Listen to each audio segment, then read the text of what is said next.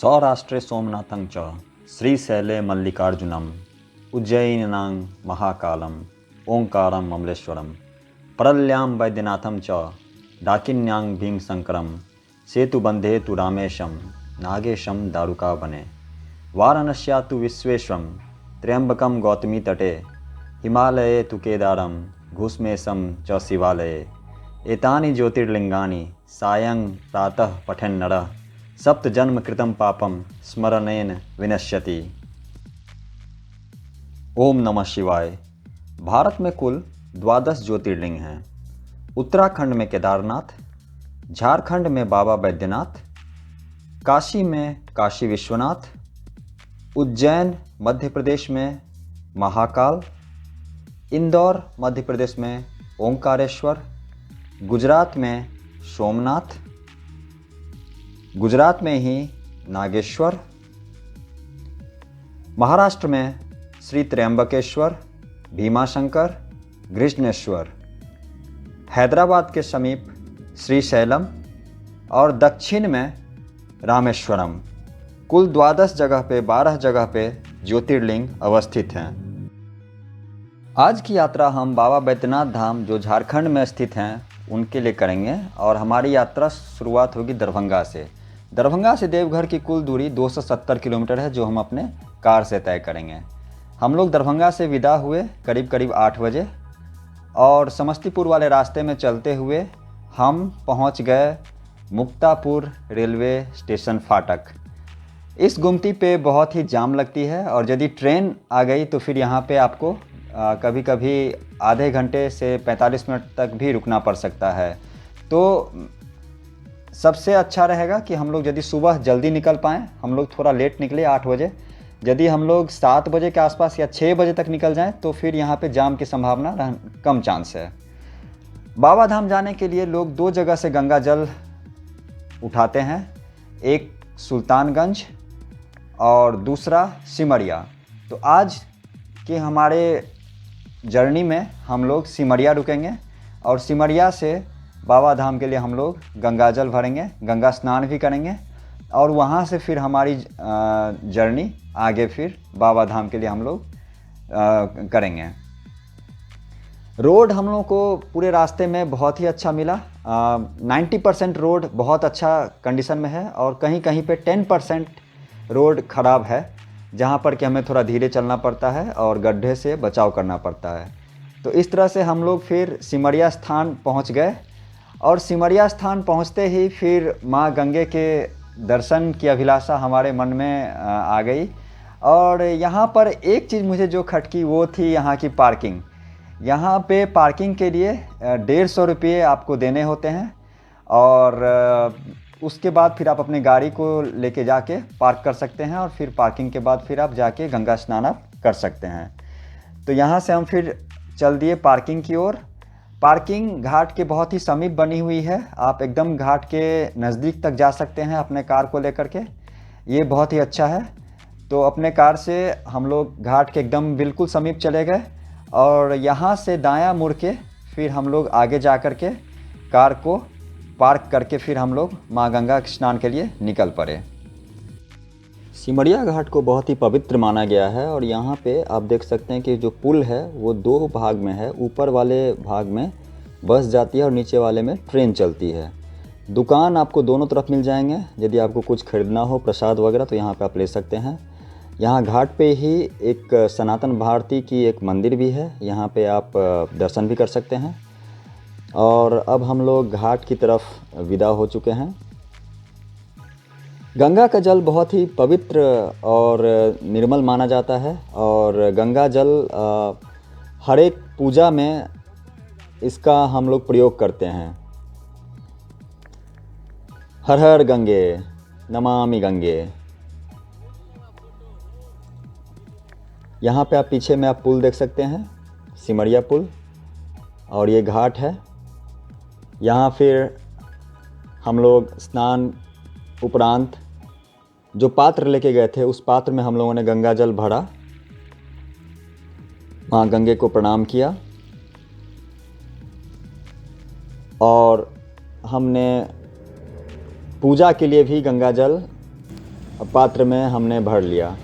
और यहाँ पे आप देख सकते हैं समय समय पे ऊपर से ट्रेन भी चलती है।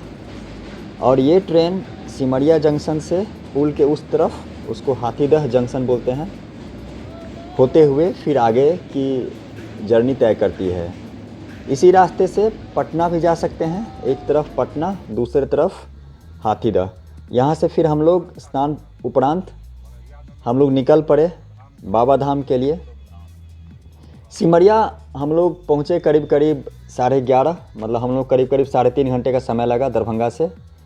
और ये हम लोग सिमरिया के ऊपर बने हुए पुल, जो ऊपर में जहाँ पे मैंने आपको दिखाया कि रोड है, उस रास्ते से हम लोग इस पुल को पार किए। और पुल काफ़ी अच्छा कंडीशन में है, अभी रास्ता भी काफ़ी अच्छा है। और ये पार करने में हमें बहुत ही आनंद आया। बचपन में हम यहाँ पे पैदल एक बार ये पुल क्रॉस किए थे, और जो बगल का जो रास्ता है वो पैदल यात्रियों के लिए है। पुल बहुत ही हिलता रहता है तो उसमें थोड़ा डर भी होता है। पुल क्रॉस करने के बाद हम लोग फिर आ गए जमुई वाले रास्ते में। ये रास्ते आपको लखीसराय होते हुए, जमुई होते हुए चकाई की ओर जाता है। इस रास्ते में हमें बहुत अच्छे दृश्य देखने को मिले। और ये जो बेल्ट हमें मिला, जो जमुई से चकाई के लिए जाता है, करीब करीब 40 किलोमीटर का ये बेल्ट है। इसमें एक सावधानी आप लोग बरत सकते हैं, यहाँ पे कोई पेट्रोल पंप नहीं है। तो इस 40 किलोमीटर के दरमियान यदि आपका पेट्रोल ख़त्म हो जाता तो आपको फिर परेशानी का आपका सामना करना पड़ता। तो इसलिए प्रयास करें कि आप पेट्रोल पहले ही ले लें, जमुई में ले लें पेट्रोल आप। तो ये जमुई से चकाई, और इस जगह हम लोग रुके। यहाँ पे एक मनोकामना पूर्ण हनुमान मंदिर भी था एक पहाड़ पे, और यहाँ पे रुक के फिर हमने एक ब्रेक लिया। और यहाँ पे हम एक भोजन भी किए, एक ढाबा था यहाँ पे। और इसके बाद फिर हम लोग शाम तक बाबा धाम पहुँच गए। 5:30 बजे हम लोग देवघर पहुँच गए। और ये देवघर की गलियाँ हैं। और हम लोग होटल लेने के बाद फिर हम लोग मंदिर की ओर विदा हो गए। और एक चीज़ मुझे बहुत ही पसंद आया कि यहाँ की गलियाँ बहुत ही साफ़ और पवित्र दिखने को मिली। बचपन में भी हम लोग बहुत बार यहाँ पे आए थे, उस समय उतना साफ़ सुथरा नहीं रहता था जितना साफ़ सुथरा इस बार मुझे दिखा। तो ये चीज़ बहुत ही परिवर्तन मुझे लगा, और ये काफ़ी अच्छा लगा मुझे। यहाँ पे भी बहुत सारे दुकान हैं मिठाई के, पेड़े के। बाबा धाम का पेड़ा बहुत ही फेमस है, और जब भी कोई बाबा धाम से आते हैं तो सर्वप्रथम हम उनसे पेड़ा की ही मांग करते हैं प्रसाद के रूप में। तो ये हम लोग बाबा मंदिर हम लोग पहुँच गए, और ये दर्शन कीजिए बाबा बैद्यनाथ का। ओम नमः शिवाय, ओम नमः शिवाय, हर हर महादेव, हर हर महादेव। रात्रि का यह दर्शन बहुत ही अभूतपूर्व और बहुत ही सौभाग्य से प्राप्त होता है। बाबा बैद्यनाथ धाम का मंदिर सुबह 4 बजे खुल जाता है, और 4 से 6 सरकारी पूजा होती है। और 6 बजे के बाद भक्तों के लिए मंदिर खुल जाती है। 6 बजे के बाद आप पूजा कर सकते हैं। सुबह 6 बजे से लेकर के शाम में 4 बजे तक आप पूजा कर सकते हैं। चूँकि हम लोग 5 बजे के बाद पहुँचे थे तो इसीलिए हम लोग पूजा तो नहीं कर सकते थे, पर दर्शन हम लोग को करने का अवसर प्राप्त हुआ। मंदिर प्रांगण में ही LED टीवी लगा हुआ है, जहाँ पर लाइव पूजा आप देख सकते हैं। और मैंने देखा भक्तजन बैठ करके वहाँ पे लाइव पूजा देख रहे थे। जब तक पूजा हुआ तब तक सारे लोग वहीं प्रांगण में बैठे हुए थे। बाबा बैद्यनाथ धाम 12 ज्योतिर्लिंग के साथ साथ शक्तिपीठ भी है। ऐसा मान्यता है कि यहाँ पे माता सती का हृदय गिरा था, और उसी स्थान पर ज्योतिर्लिंग की भी स्थापना हुई है। ज्योतिर्लिंग की स्थापना रावण के द्वारा की गई है। रावण ने अघोर तपस्या करके भगवान भोलेनाथ को प्रसन्न किया, और उसके बाद भगवान भोलेनाथ ने उन्हें आशीर्वाद दिया कि तुम मुझे शिवलिंग रूप में यहाँ से लेके जा सकते हो, लेकिन जहाँ पर तुम मुझे रखोगे मैं वहीं स्थापित हो जाऊँगा। और रावण झारखंड के देवघर में आकर के बाबा बैद्यनाथ को वहाँ पे ही उनके द्वारा स्थापना हो गया। ऐसा मान्यता है कि रावण पहली बार में सफल नहीं हो पाए, दूसरी बार में उन्होंने तपोवन में, जो कि बाबा बैद्यनाथ मंदिर से करीब 5 किलोमीटर की दूरी पर है, वहाँ पर घोर तपस्या किया और दूसरी बार के तपस्या के पश्चात वो सफल होके बाबा का ज्योतिर्लिंग बाबा को कैलाश से देवघर लेके आए।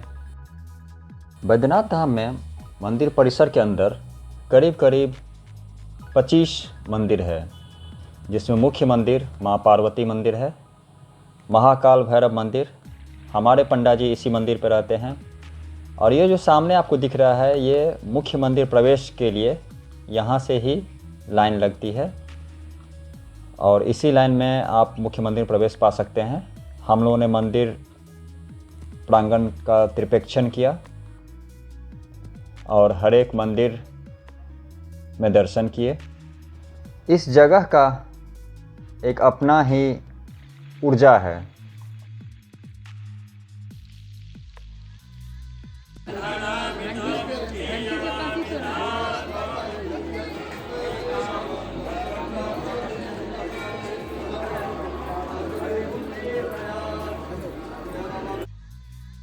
मंदिर प्रांगण में माँ काली मंदिर और बहुत सारे मंदिर हैं। यहाँ पे धूप दीप भगवान को दिखाते हैं। यहाँ मंदिर प्रांगण में भगवान विश्वकर्मा का भी एक मंदिर आपको दिखेगा और इस मंदिर का जो ऊपरी हिस्सा है वो फ्लैट है। ऐसा मान्यता है कि भगवान विश्वकर्मा ने अपना मंदिर सबसे ऊंचा बना लिया था और उनका मंदिर बाबा बैद्यनाथ से भी ऊंचा था, तो बाबा बैद्यनाथ ने फिर त्रिशूल से उनके मंदिर को काट डाला था, इसलिए ये मंदिर का स्ट्रक्चर बाकी मंदिर से अलग है। इसके बाद हमने माँ बगला का दर्शन किया और तत्पश्चात फिर हम लोग बाबा बैद्यनाथ धाम मुख्य मंदिर के गर्भगृह में जाने के लिए कतार में आ गए और फिर जैसा आप देख सकते हैं इस मार्ग से होते हुए हम गर्भगृह की ओर प्रस्थान किए। क्योंकि मंदिर के अंदर कैमरा अलाउड नहीं है, इसलिए मंदिर का हम कोई भी सीन आपको नहीं दिखा सकते हैं। इसके बाद फिर यहाँ पे प्रांगण में आरती की शुरुआत हो गई और जैसा हम लोग गंगा आरती में देखते हैं ठीक उसी तरह का दृश्य हमें यहाँ भी देखने को मिला। बहुत ही अद्भुत दृश्य था। यहाँ पे बहुत ही अलौकिक विधि से आरती शंखनाद मंदिर प्रांगण में हो रहे थे। हम सभी लोग मंत्रमुग्ध हो गए थे।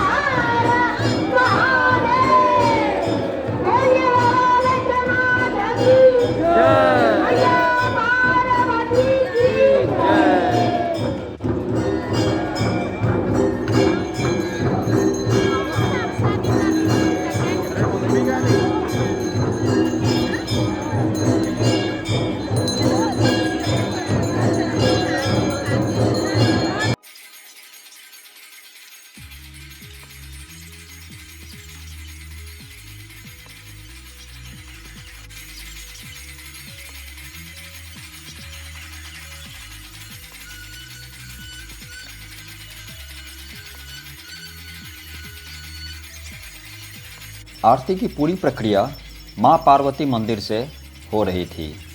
बहुत ही अद्भुत एवं अलौकिक दृश्य था, मंत्रमुग्ध कर देने वाला।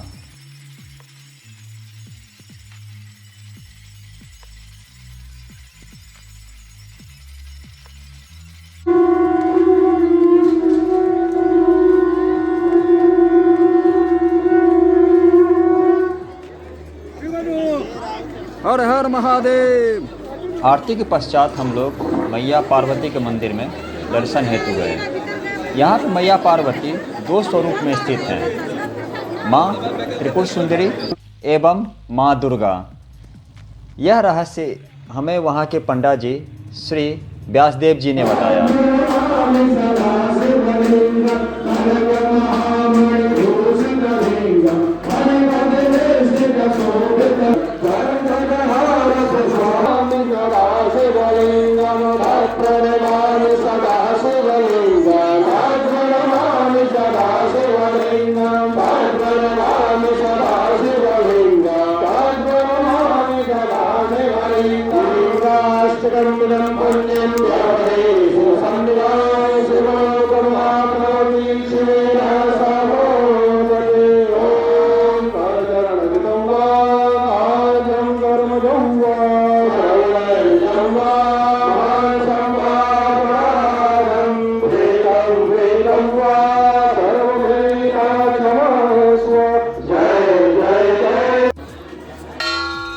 इस तरह से हमारा प्रथम दिन का दर्शन समाप्त हुआ। हम व्यासदेव जी का आशीर्वाद लेकर के आराम करने चले गए और अगले दिन हमें सुबह 7 बजे उठ के पूजा करने मंदिर प्रांगण में आना था। फिर हम मिलेंगे अगले ब्लॉग में पूजा पद्धति के साथ। धन्यवाद।